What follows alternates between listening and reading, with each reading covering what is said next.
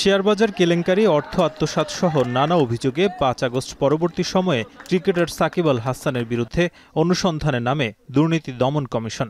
কয়েক মাসের অনুসন্ধান শেষে গেল জুনে সাধারণ বিনিয়োগকারীদের প্রলুব্ধ করে অর্থ হাতিয়ে নেওয়ার প্রাথমিক সত্যতা পায় সংস্থাটি। পরে ২৫৬ কোটি টাকা আত্মসাতের অভিযোগ এনে সাকিব সহ ১৫ জনের বিরুদ্ধে মামলা করে দুদক। এবার সাকিব আল হাসানের বিরুদ্ধে নতুন করে অনুসন্ধান শুরু করেছে সংস্থাটি। অর্থ পাচার সহ অবৈধ সম্পদ অর্জনের অভিযোগে তার বিরুদ্ধে কমিটি গঠন করে দুদক। অনুসন্ধান শেষে নেওয়া হবে প্রয়োজনীয় ব্যবস্থা। কোনো ব্যক্তির বিরুদ্ধে যদি কোনো মামলা চলমান থাকে অথবা কোনো অভিযোগের অনুসন্ধান চলমান থাকে, পরবর্তীতে যদি আরও অভিযোগ আসে সেগুলো তার সাথে একেবারেই রুটিন মাফিক তার সাথে ইনক্লুড হয়।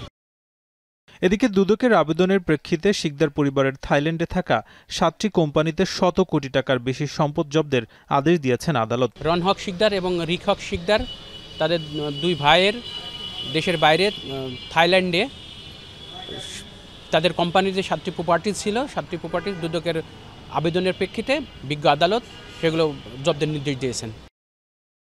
এদিন সাবেক আইনমন্ত্রী আনিসুল হকের পিএস তৌফিকা করিমের ১১৪টি ব্যাংক অ্যাকাউন্ট জব্দ করা হয়। এসব অ্যাকাউন্টে বর্তমানে স্থিতি আছে প্রায় ৮৭ কোটি টাকা। নাজমুস সাকিব, এখন, ঢাকা।